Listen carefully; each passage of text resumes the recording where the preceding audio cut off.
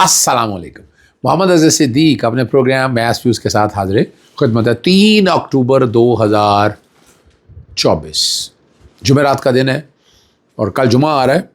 फ़ैसला तो नज़र आ गया था, सुप्रीम कोर्ट में 5 रुकनी बेंच के सामने मौजूद था, बड़ी क्लैरिटी के साथ नज़र आ गया था। दीन, कुरान मजीद के अहकामात एक तरफ, वो पूरी दुनिया को चीज़ों को सामने रख कर आपको पता है इमरान खान साहब ने तो बाइकआउट कर दिया इस प्रोसीडिंग का। अली ज़फ़र साहब ने माइकस के तौर पर की, अली ज़फ़र साहब को बहर पेश नहीं होना चाहिए था। ये हमारा सबका ओपिनियन है, हम आज भी समझते हैं उन्हें नहीं आना चाहिए था। तो सुप्रीम कोर्ट करती है करे अपनी तौर पर, ये रिप्रेजेंटेशन नहीं है। कल वकील के तौर पर माइकस आ गए और माइकस ने आगे अदालत की मुआवनत की, लेकिन अमानत में ख़यानत का प्रिंसिपल नहीं ख़त्म हो सकता ऐसे, ये याद रखिएगा। और आखिर दो हज़ूर नबी करीम सल्लल्लाहु अलैहि वसल्लम सादिक़ और अमीन थे, ये याद रखना है हम सबको। तो अब वोट तो अमानत है, तो वोट ये तो नहीं है यहाँ पर। और मैंने जो जो बातें की हैं, मीडिया से डिस्कशन की हैं, वो प्रोग्राम के आखिरी हिस्से में आए, आप सुनिएगा। और अलावा से जो बाकी जो थोड़ी बहुत गुफ्तगू इस्लामाबाद हाई कोर्ट के हवाले से, PNI अलवलाइज मैं केस जीत गया हूँ, एक तरह से फ़ैसले का इंतज़ार रहेगा कि लोगों के नाम जिसका दिल चाहे नाम PNL के लिस्ट में डाल दें, जब मर्ज़ी डाल दें, और कोई बुनियाद भी ना हो, कोई वजह भी ना हो।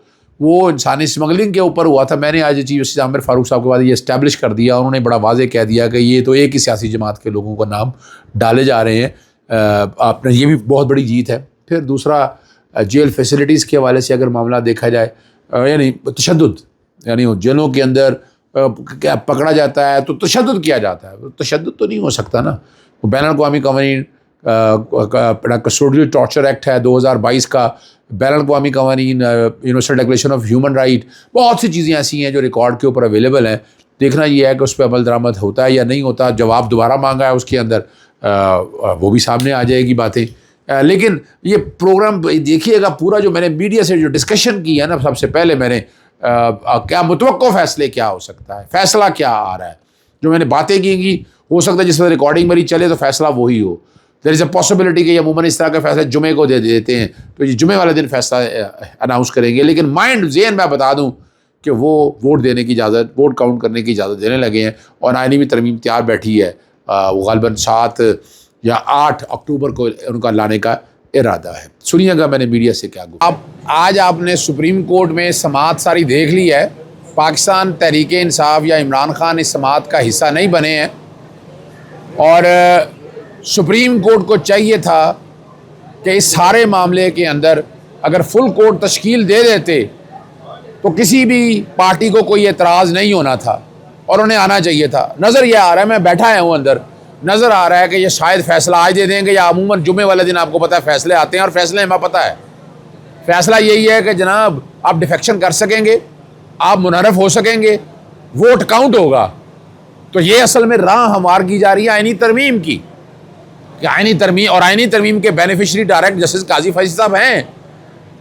यानी अब तो कोई डाउट रह नहीं जाना चाहिए, और बल्कि उन्हें इस हवाले से बड़ी वजाहत के साथ उन्हें तो खुद बेंच में बैठना नहीं चाहिए था। चलें वो बातों को मैं आगे चलता हूँ, तो फुल कोर्ट के हवाले से ये बात सामने आती तो बहुत से मसाइल हल हो जाने थे। अभी मैं आपके सामने आज बताने लगा हूँ कि जस्टिस काजी फैज़ साहब जो कह रहे हैं कि मैं इंसाफ राम करता हूँ, ये पूरी लिस्ट है मेरे सामने, मैं आज साबित करूँगा। 90 दिन के इलेक्शन होने थे, 1 साल के बाद इलेक्शन हुआ, और कमाल की बात है सेक्शन 57 में तरमीम की गई आइन के आर्टिकल्स के अलावा कि सदर पाकिस्तान या गवर्नर को तारीख था इलेक्शन की डेट देने का। सेक्शन 57 में तरमीम की, और तरमीम करके क्या कहा कि जनाब इलेक्शन की तारीख इलेक्शन कमीशन देगा। जनाब के बेंच के सामने आया और उन्होंने अपने ऑर्डर में लिख दिया कि सेक्शन 57 हमारे सामने चैलेंज नहीं हुआ, आपके सामने गैर आईनी प्रोविजन आ गई थी और उसको स्ट्रक डाउन करना चाहिए था। लाहौर हाई कोर्ट में मामला पेंडिंग पड़ा है। अब चलता हूं अगली बात की तरफ। जस्टिस काजी फैज़ साहब कहते हैं कि मैंने आइन और कानून की पासदारी करी है, वो आपके सामने रखने लगा हूं। सेक्शन 232 जिसमें ताहियात नाअहली को 5 साल किया था, क्वालिफिकेशन का आर्टिकल 62(1)(f) को रेस्ट्रिक्ट किया था, और वो कर नहीं सकता, उसके लिए आईनी तरमीम की जरूरत थी। सेक्शन 232 में भी यही लिख दिया इन्होंने और फैसले में कि जनाब किसी ने उसकी वायरीज को चैलेंज नहीं किया, वो भी लाहौर हाई कोर्ट में पेंडिंग पड़ा है। Taking away a symbol is banning a party, section 215। Section 215 जब इनके सामने आया तो इन्हें इस बात को सामने कहना चाहिए था कि ये जो सेक्शन है जो सिंबल लेने का इख्तियार देता है, पार्टी को बैन करता है, ये पाबंदी है, ये आइन से मुखालिफ करता है, आर्टिकल 17 की खिलाफ वर्जी है। नहीं कहा, छोड़ दिया। फिर यानी सुप्रीम कोर्ट में जब आप बैठे हैं तो आपको आइन और कानून की पासदारी करनी है। 8 मेंबर बेंच ने इस बात को आपके सामने रखा है, उन्होंने आइन और कानून कहा है, और वो भी लाहौर हाई कोर्ट में पेंडिंग पड़ा है। 25 मार्च का लार्जर बेंच बना हुआ है और अभी तक फैसला नहीं किया। लार्जर बेंच तश्कील नहीं दिया जा रहा, ना बैठ रहा है लाहौर हाई कोर्ट के अंदर। फिर आगे आ जाएं, मखसूस नशिस्तों में सेक्शन 104 और 66 में तरमीम कर दी गई आइन के खिलाफ। हमारे चीफ जस्टिस साहब को या मौजूदा जजेस जो 5 बैठे हैं, उन्हें सुप्रीम कोर्ट के साथ चलना चाहिए था। यानी उसमें तो मखसूस नशिस्तों के कॉन्टेक्स्ट में बात बड़ी वाज़ेह थी, वो भी आइन से मुतसादम तरमीम है। लेकिन क्या देखा आपने, उसमें भी कुछ नहीं हुआ। जस्टिस काजी फाइजा साहब ने आज तक जितने बेंचेस में फैसले दिए हैं, हम तो बायस समझते हैं, और आज भी मौका है, मैं आज भी समझता हूं कि फैसला लिखने से पहले ज़रूर सोचें इस बात को, एक फुल कोर्ट बिठाएं इस मसले के ऊपर। कहाँ गई हमारी वो पाकिस्तान बार काउंसिल और सुप्रीम कोर्ट बार एसोसिएशन जो चीफ जस्टिस उमर अता बंदयाल के दौर में कहा करते थे फुल कोर्ट बनाएं? आज सुप्रीम कोर्ट बार ने क्यों नहीं कहा है? और कमाल की बात है, सारे एक पेज पे हैं, तमाम सियासी जमातें भी और हमारी बार काउंसिल भी और सुप्रीम कोर्ट बार एसोसिएशन भी। यानी आप आइन और कानून की बालादस्ती कायम करें। तो मैं समझता हूं कि जस्टिस काजी फाइसा का जो दौर है, ये तारीख में अच्छे लफ्जों में याद नहीं रखा जाएगा, जहां आइन और कानून की पामालियां होती रही हैं। ये पूरी लिस्ट मैंने आपके सामने, तकरीबन कुछ 13 केसेस हैं कि जहां से ये नजर आएगा कि आइन और कानून की पासदारी नहीं हुई। और एक बात बड़ी जबरदस्त, आज मैं हैरान हुआ कि पार्लियामेंट अगर कह दे कि आप सारों का सांस बंद कर देंगे, पार्लियामेंट ने बना दिया ना, और 2/3 से पास कर दिया, क्या सुप्रीम कोर्ट आंखें बंद करेगी? सवाल ही पैदा नहीं होता पूरी दुनिया के अंदर। और एक चीज और बड़ी क्लियर कर दूं आपको, जो कि मैंने बहस की थी, एक प्रिंसिपल है, fruit of a poisonous tree, जहर आलूद दरख्त का जो फल होगा वह जहर आलूद होगा। एक डकैती मारी आपने, डकैती मारने के बाद सजा हो गई, आप कहे जी डकैती का माल मेरा है, वो नहीं हो सकता। आप जब वोट डालेंगे तो ये डकैती का माल है, प्ली बार्गेन कर लिया आपने, नाहल हो गए, तो वो पैसे प्ली बार्गेन के आपको देने हैं, वो नहीं देंगे। तो इसी तरह ये जो दुनिया के कानून की बात कर रहे हैं, ये कानून पाकिस्तान का है। पाकिस्तान में इस्लामी कानून नुक्ता नजर है कि जनाब अमानत में ख़यानत नहीं हो सकती। तो वोट जब आप देखें, 3 वजह हैं सिर्फ जिसमें, बाकी आप वोट देते रहे, आपको किसी ने नहीं रोका, सिर्फ 3 वजहों में वोट नहीं दिया जा सकता। आप कल आप पैसे देकर हुकूमत गिराने के लिए आप आ जाएं, तो क्या इस बुनियाद के ऊपर हुकूमत गिराई जा सकती है? तो ये भी देखने वाली बात है। हम आज भी समझते हैं कि वोट ना देने का, जो वोट काउंट ना करने का जो फैसला है जस्टिस मुनीब अख्तर का और सुप्रीम कोर्ट के लार्जर बेंच का, वो बिल्कुल आइन और कानून के मुताबिक।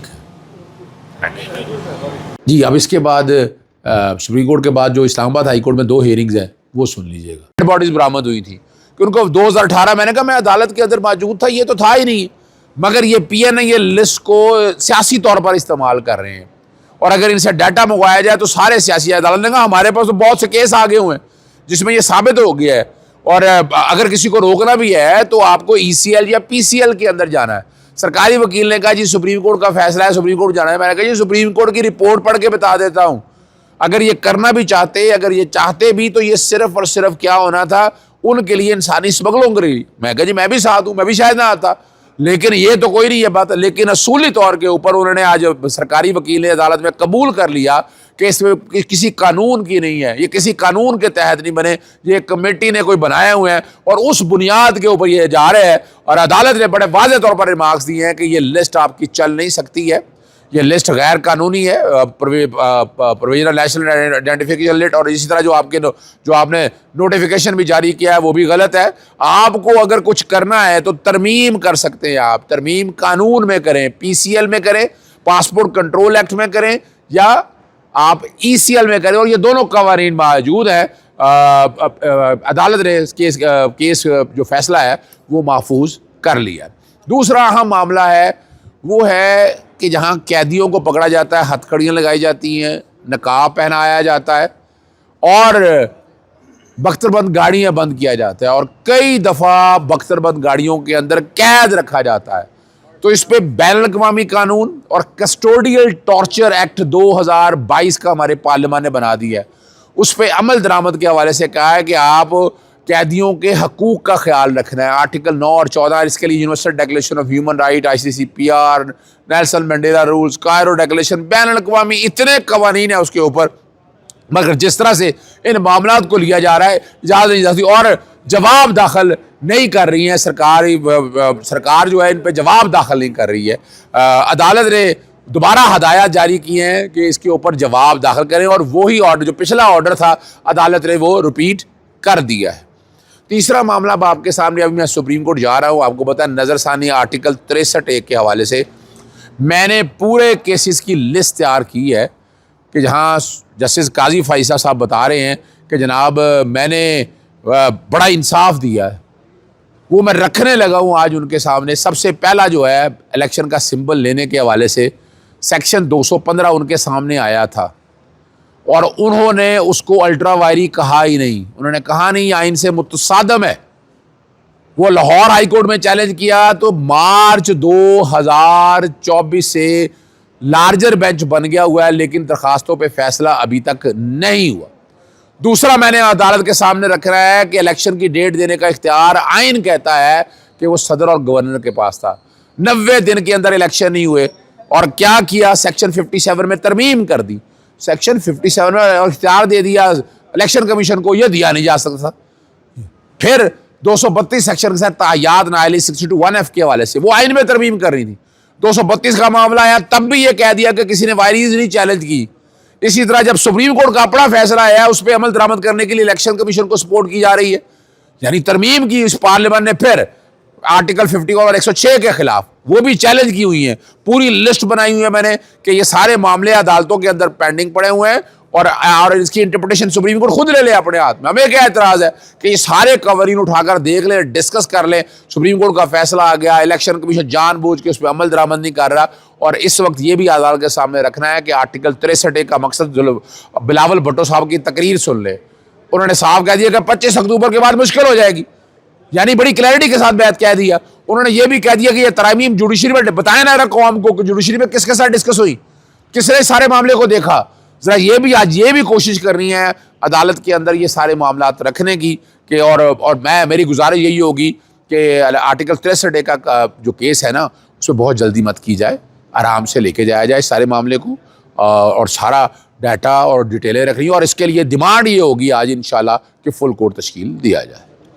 तो सर ये बताएं कि कल प्रोटेस्ट था और चीफ जस्टिस का जो है ना वहाँ पे पुतला जलाया गया, इस हवाले से आप क्या कहें? देखिए मेरी एक बात सुनिएगा, वकला ने अपने तय को प्रोटेस्ट का इजहार किया है। ये वकला का प्रोटेस्ट करने का राइट अपनी जगह पर मौजूद है। उसका तरीक़ाकार में मुझे भी इख्तलाफ होगा, मैं भी कहूँ कि ये नहीं होना चाहिए था, या ऐसा होना नहीं चाहिए था, ऐसा नहीं होना चाहिए था। अब जो कि वकला ने अपने तय एक प्रोटेस्ट का इजहार किया है, मैं इस पर मज़ीद कुछ नहीं कह सकता। इजाज़त चाहता हूँ। अस्सलाम वालेकुम, अल्लाह हाफ़िज़, पाकिस्तान जिंदाबाद।